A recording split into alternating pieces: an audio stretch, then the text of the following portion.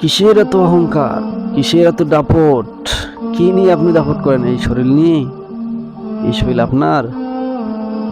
পারবেন তো বলে দিতে? আপনার এটা প্রমাণ করতে পারবেন আপনার? হ্যাঁ, বললেন হলো, পারলে মৃত্যুটা ঠেকে দেখান, মৃত্যু থেকে বেঁচে থাকেন। আপনার শরীর তো পাবেন না। পারলে অসুস্থতা থেকে সুস্থতা দান করেন, পারবেন? পারলে যে এই যে মুখে যে ছাপ পড়ে, বয়সের ছাপ পড়ে, সেখান থেকে বাইর হতে পারবেন? আপনার শরীর তো পারবেন না। হ্যাঁ, বয়স হয়ে গেলে দিয়ে যায়, পড়ে যায়, পারবেন আটকাতে? আপনার শরীর না? পারবেন এই যৌনতা সবসময় টিকিয়ে রাখতে? পারবেন চেহারাকে সুন্দর রাখতে সবসময়? দাড়িগুলো পেকে যায়, আটকাতে পারবেন? চুলগুলো পেকে যাচ্ছে, আটকাতে পারবেন? আপনার শরীর তো ধীরে ধীরে বয়স বাড়তেছে, পারবেন আটকাতে? আপনার শরীর না, আপনি তো থামিয়ে রাখতে পারবেন। হ্যাঁ, এত সহজ না। শরীর আপনার না। হ্যাঁ, আপনার না। শরীর আল্লাহ তাআলা দিয়েছেন, এত অহংকার করেন এই শরীর নিয়ে? হুম, চোখ দুটো বন্ধ করেন, দেখেন এই শরীরকে কি খাইতেছে? মাটি খাইতেছে, পোকামাকড় খাইতেছে, কিছু করতে পারবেন না। অসহায়ের মতো খালি শুধু দেখবেন আর অনুভব করবেন কতটুকু কষ্ট। জাহান্নামের কত শাস্তি জানেন? হ্যাঁ, একটু ভাবেন না। হ্যাঁ, দুনিয়ার মোহে পড়ে 2 দিনের দুনিয়ায় এসে একটা শরীর নিয়ে বাহাদুরি করেন, যে শরীর আপনার না, মৃত্যু থেকেও আটকাতে পারবেন না, তাই নিয়ে বাহাদুরি করেন।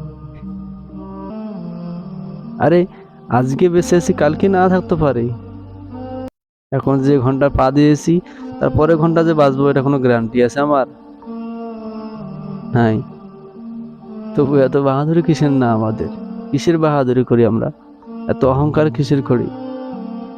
অহংকার করেন? আচ্ছা, বলেন, আপনি একজন অহংকার করতেছেন। অহংকার কে করতে পারে? যারা থাকবে চিরকাল, সবাই চলে যাবে, আমি থাকবো একাই, আমি তো অহংকার করতে পারি নাকি? তারাই অহংকার করতে পারে, যারা থাকবে, সবাই মারা যাবে, কিন্তু যার সাথে অহংকার করলেন সে তো আছে, কিন্তু আপনি চলে গেলেন, তো সে কি বলবে পৃথিবীতে? যে এই যে অমুক ব্যক্তি অহংকার করতো, গর্ব করতো, আজ কই গেল তার অহংকার? কই গেল? মাটির নিচে তলিয়ে গেল। হুম, একটু ভাবেন না, ভাবেন একটু, দেখেন এই পৃথিবীতে কি আছে? কিছুই না, শুধু মায়া, মায়া, ছলচাতুরি, স্বার্থপর। পৃথিবী তো পৃথিবী আপনাকে যে থাকতে দিবে এটা না, পৃথিবী থাকতে দিবেন না। হ্যাঁ, একটা সেকেন্ড চলে গেলে আপনার জীবনের সময় শেষ, তো আপনাকে বাহির করে দিবে। বাহির করে দিলেন, এটাই শেষ, ক্ষান্ত না। মাটি, এখন মাটির হিসাব শুরু। মাটিতে আপনি কতদিন বাঁচছেন, কি করতেছেন মাটির উপরে, সে কি হিসাব নেবেন না?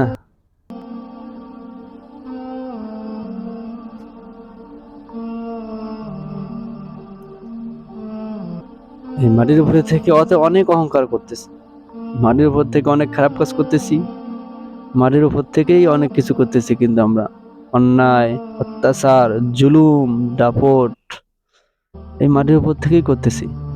তো মাটি আমাদেরকে ছেড়ে দিবেন? মাটির নিচে যাওয়ার পর থেকেই শুরু হয়ে যাবে মাটির হিসাব। কবরে যাওয়ার পরে প্রথমে তীর একটা চিপ দিবেন, সেই চিপে আপনার হাড় হাড্ডি সব গুঁড়ো। হা, কত কষ্টদায়ক।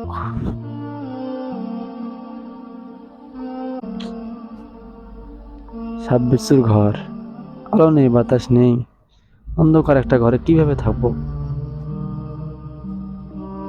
একটু কি চিন্তা হয় না?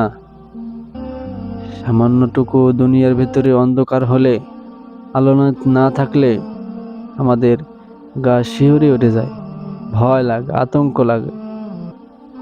কে যেন ধরতেছে, কে যেন আসতেছে। সেখানে কিভাবে থাকবেন আপনি? বলেন না, কিভাবে থাকবেন আপনি? হ্যাঁ, সলমান, দুনিয়ার মোহে পড়তেছো? আরে আল্লাহ তো বলছেন যে তোমরা ইবাদত করো, দুনিয়ার ভিতরে ছড়িয়ে যাও, রিজিক তালাশ করো রিজিকের জন্য। আল্লাহ তো বলে দিয়েছেন নাকি আপনাকে সারা দিন কষ্ট করতে হবে? কে বলেছেন? আল্লাহ তাআলা বলছেন তোমরা নামাজ ফজরের পরেই বা দুনিয়াতে ছড়িয়ে পড়ো, তোমরা রিজিক তালাশ করো, আমি রিজিক দিয়ে দেবো। ব্যাস। আল্লাহ তাআলা যদি কাজ করতেন তাহলে দিতেন, কিন্তু আমরা এমন নাফরমানি করতেছি, সারাদিন কাজ করেও দেখেন লাস্টে শেষের দিকে মাসে আটে না, টাকা পয়সা আটে না, শর্ট, ঋণে জর্জরিত, অভাব অনটন লেগেই আছে। কি কারণে? রহমত নেই ভাই, রহমত নেই, বরকত নেই।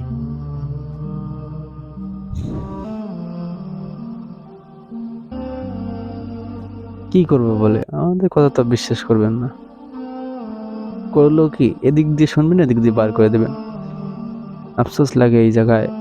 কেউ ভালো কাজ করলে, ভালো কাজ করার উপদেশ আদেশ দিলে তাকেই আপনারা ধরেন, চেপিয়ে ধরেন। একটু ভাবেন না? আপনি মরবেন না, মারা যাবেন না? আপনি কি অমর হয়ে এসেছেন? এই টাকা পয়সা বড় ভয়ঙ্কর। আল্লাহ তাআলা বলছেন আল্লাযী জামাআ মালান ওয়া আদ্দাদা, যারা অর্থ সম্পদকে জমিয়ে রাখে এবং তা বারবার দেখতেছেন যে কত টাকা হয়েছে, কতগুলো হয়েছে, তা বারবার গণনা করে। তাদের জন্য কি করেছেন আল্লাহ জানেন? তারা মনে করে যে এই অর্থ সম্পদটাকে মনে হয় তাকে চিরস্থায়ী করে রাখবে, সুখে রাখবে। এই অর্থ সম্পদগুলো তাকে সুখে রাখবে, এই জন্য সে জমা করতেছেন, বারবার গুনতেছেন যে কত হয়েছে আমার, আমি কি সুখে থাকতে পারবো, আমাকে অমর করে রাখবে, আমাকে সুখে শান্তিতে রাখবে।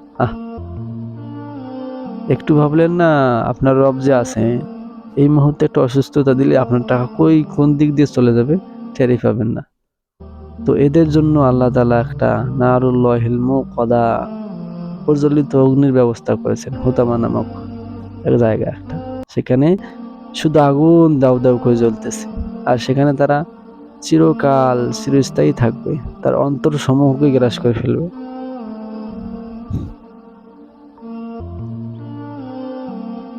টাকার পেছনে ছোড়া বন্ধ করে দেন ভাই। টাকা সবকিছুই না। টাকা আপনাকে সুখ শান্তি দিতে পারবে না। পারবে?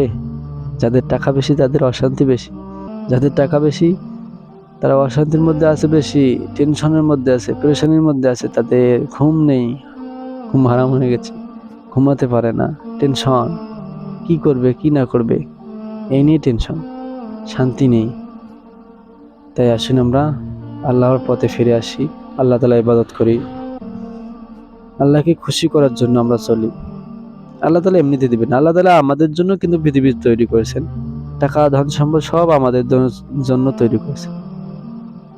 আমরা যদি আল্লাহর কাজ করি তো টাকা আমাদের পিছু ছুটবে, আমাদেরকে আর টাকার পিছনে ছুটতে হবে না। আসলে উল্টো হয়ে গেছে, ছুটার কথা ছিল কি, টাকা আমাদের পিছনে ছুটার কথা ছিল, কিন্তু এখন কি করি আমরা টাকার পিছনে ছুটি। আজব আজব আজব। বাদ দেন, অনেক হয়েছে, আল্লাহর পথে ফিরে আসেন। সময় আছে এখন, তবে কতটুকু সময় আছে জানি না। তবু নিয়ত করেন ভালো কাজ করার। আল্লাহ তাআলা বলছেন যে বান্দা নিয়ত করে ভালো কাজ করার জন্য, সে এখনো করেনি ওই ভালো কাজটি, তো ওখান থেকেই আল্লাহ তাআলা তার আমল নামায় সাফ লেখা শুরু করে দেন। সুবহানাল্লাহ, সুবহানাল্লাহ। আল্লাহ কত দয়ালু, আমাদের জন্য সবকিছু রেডি করে রেখেছেন, কিন্তু আমরা আসলে দুর্ভাগ্যবান ব্যক্তি, অকৃতজ্ঞ ব্যক্তি। আমরা নিতে পারতেছি না, আল্লাহর দিক থেকে সরে যাইতেছি, আস্তে আস্তে সরে যাইতেছি। কিন্তু আল্লাহ তাআলা বলতেছেন, বান্দা আমার দিকে আসো, আসো, সবকিছু দিয়ে দেবো আমি, আমার কাছে কোনো কমতি নেই। তুমি চেয়ে দেখো না আমার কাছ থেকে, আমাকে চেয়ে দেখো, আমার কাছে আসো, আমার কাছে চাও, আমি তো দিবার জন্য রেডি হয়ে থাকি। কিন্তু বান্দা তুমি যে চাইতে পারো না।